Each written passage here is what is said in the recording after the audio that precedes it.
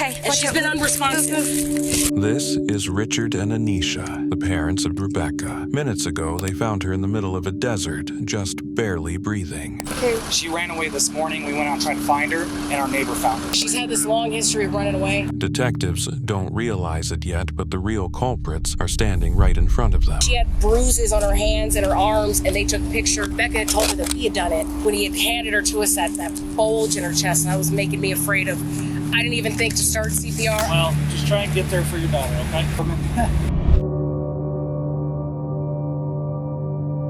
On the afternoon of July 27th, 39-year-old Anisha Woods make an emergency call claiming her daughter had collapsed while trying to run away.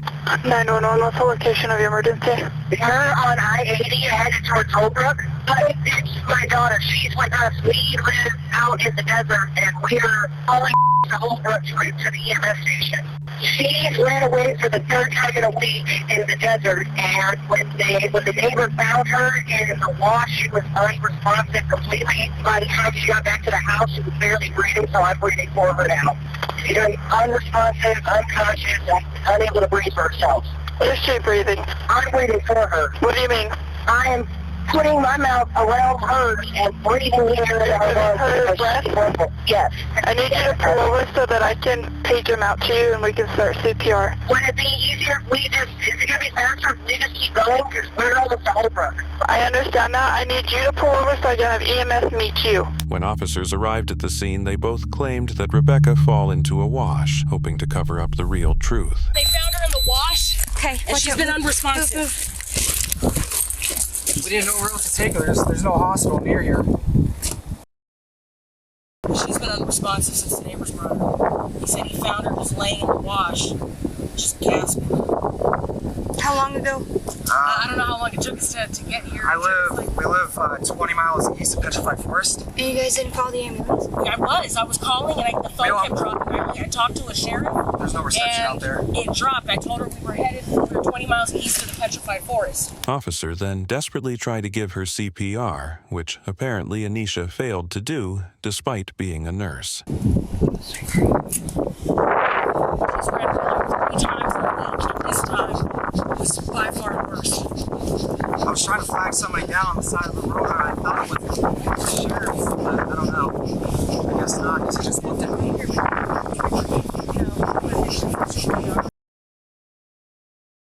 How long has it been since she's been responsive? We don't know. She ran away, and they found her in the dirt. We only know for as long as he got her on the quad and gave her to us. Where were you guys at? We live east of Petrified Forest, and we're like 20 minutes in. So you're in Apache County? Yeah, I believe so. We just moved here at the start of the month, so I'm still kind of getting the...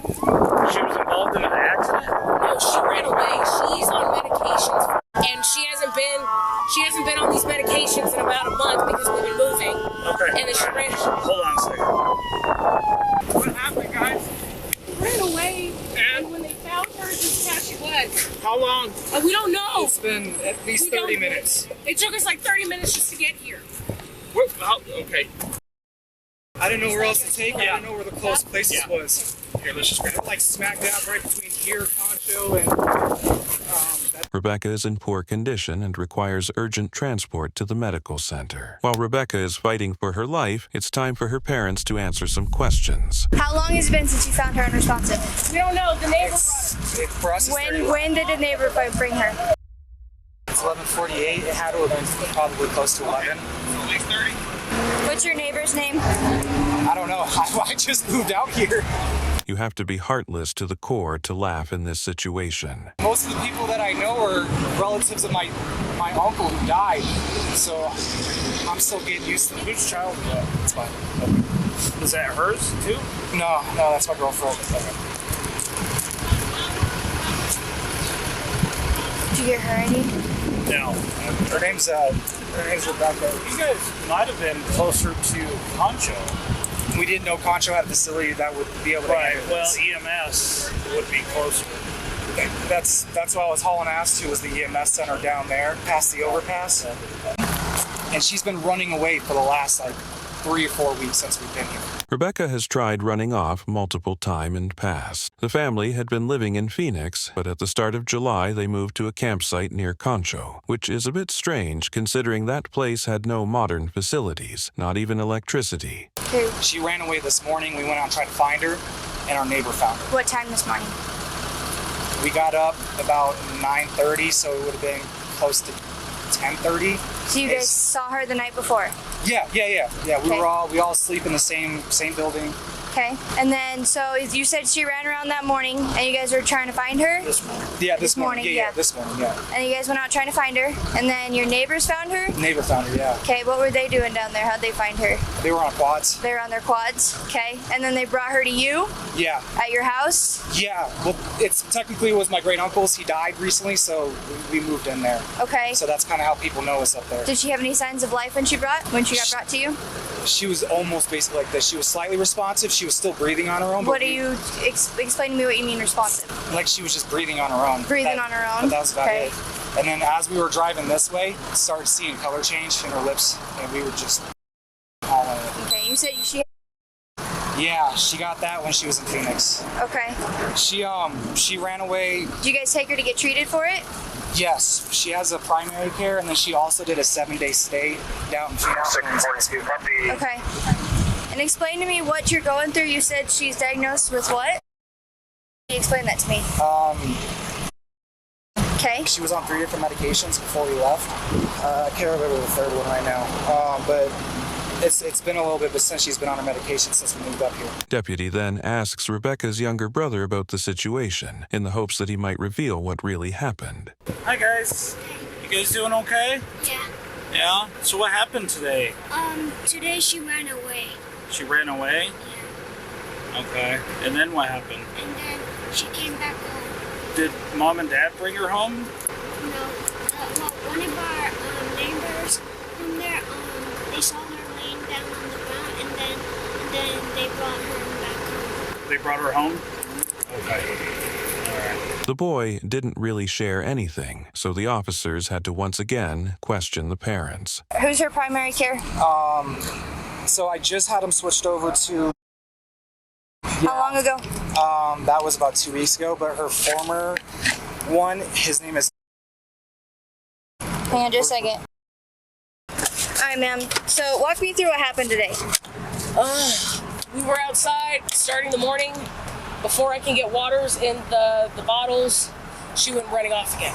Okay, you saw her run off? No, she okay. disappears. We have them play in the yard, and she was supposed to go stand in the shade and go wait for me, because that's where we've been keeping her, to be outside, because she can't be trusted in the building, because she gets there, there's knives, there's weapons, there's everything. Okay. So I had her standing outside. I turned around to go grab waters for bottles, and she was gone.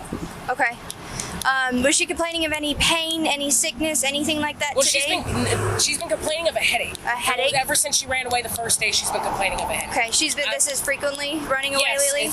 It's 3 times in less than 2 weeks. She actually ran away a week before we moved out here. So yeah, she actually jumped out the window. I was telling the other officer over there in the beige that she, just before we came up here, I didn't tell him about what he was bringing up, my dad brought up. She just ran away before we came up here.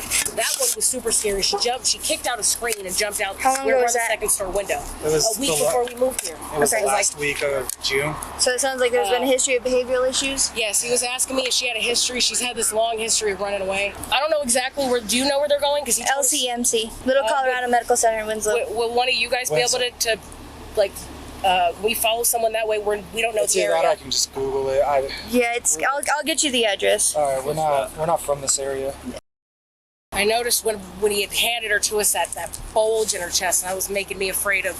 I didn't even think to start CPR. I just thought, let me keep breathing for her and let's just go. Okay. But I was telling that officer she has a long history of no physical health conditions, but it's mental health. For the last 3 years, has she been seeing a provider for her mental health? We took her to Tarot. She was seeing a psychiatrist there that put her on Tarot? medications. Taros. How long did she see them? She's been seeing them for 2.5 years. Since we first had an incident, we basically took her there. So going to Little Colorado Medical Center, I think it was 1520 Williamson. It in Winslow right now until they can get a medical airback. And if she gets airback, they'll probably take her to Flagstaff. And then Flagstaff, they may or may not take her down to Phoenix. For children, for Phoenix Children's. Yeah. So I would just follow up with the hospitals. That'll be the fastest route to figure that out. And that's where I was telling you. I told him the first time that she ran away, she was taken over to Phoenix Children's Hospital and she ended up on a 7-day hold, a psychiatric hold. She has a long history with running to DCS and making up stories of her brothers. So there has been DCS cases before? Yeah, I just got them back from the state. Okay, who is your caseworker? No, there is none now. Who was? When was the last time you had contact with them? The case was closed May of this year? May of last year. Last year? That's when we got our youngest back. And that's when the official case was closed. Her case was closed about a year before that. Okay. But she still, while his case was open, DCS kept having new cases open because Rebekah would go to school and had all these different allegations. And what was becoming alarming to not only her therapist but to the DCS workers was that she started having markings. Like she had bruises on her hands and her arms, and they took pictures and thought Rebekah had told her that we had done it, and it was her way to try to get taken out. The first time she ran away, she told us that she didn't want to live here. She was just trying to leave. But we explained to her, everyone explained to her the dangers that come with this.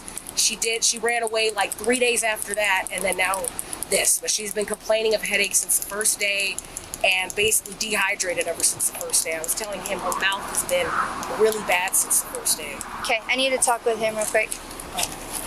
The autopsy later revealed the gruesome injuries on the child. She had bruises from head to toe, cigarette burn marks on her and even on her brothers, and cuts and abrasions all over her body. She also suffered a fatal brain bleed, along with multiple signs of physical abuse, like pulled-out hairs, missing toenails, and black eyes. Moving out to quite remote area makes a total sense now, but currently, the authority biggest concern is to save Rebekah's life. So who's the biological mother? Her name is Sandy Hawkins. Okay, where's she live? She's a drug addict. Richard is also the one who is addicted to alcohol and marijuana. Okay, where's the last place you know of her being? She was in Phoenix, and it was some apartment complex off of... She stopped coming to visits. It's like about 2.5 years ago. Yeah. Do you have a number for her? No. I don't have contact with her. Just. Do you know her date of birth by any chance? I'm sorry, what? Do you know Sandy's date of birth? How long has it been since mom's been involved, you said? 2.5 years. 2 years? 2.5, maybe 3. Do you have full custody? How's that go? So I just got the kids back, and I've been working on getting full custody. Okay, so you guys, between you and her, you have shared right now? Only through whatever legal standpoint that is. Okay. I just don't have to. Yeah, her mom was coming to visit Hyde, and DCS basically told us, don't do visits if she's going to be like that. We'll take care of them, and she never did them. Okay. And then she never showed up to any courts, never did drug testing, never did anything, so I let bygones be bygones, essentially. Okay. Just because I don't know out here, is this really the only way? Like, it's just call 911 and hope that the signal keeps going? Because we just kept losing the call the whole way up here. So it's called the Little Colorado Medical Center if you want to look it up on your phone. Will do. Okay. Okay? So let's just get there safely, okay? Seatbelts and Speed limit. well, just try and get there for your daughter, okay? Thanks. Drive safe. The school Rebekah attended played a major part in this case. They had tried to file complaints with the agency 12 times regarding the parents, but all of those complaints were turned down by them due to insufficient evidence. On top of that, Phoenix Police Department also contacted them 5 times, but they didn't take any serious action. 3 days after the incident, her parents got the news that Rebekah didn't make it. She passed away from malnourishment and dehydration. Rebekah Baptiste and Anisha Woods were later arrested and charged with first-degree murder and child abuse, and at the time of this video, they are still awaiting trial.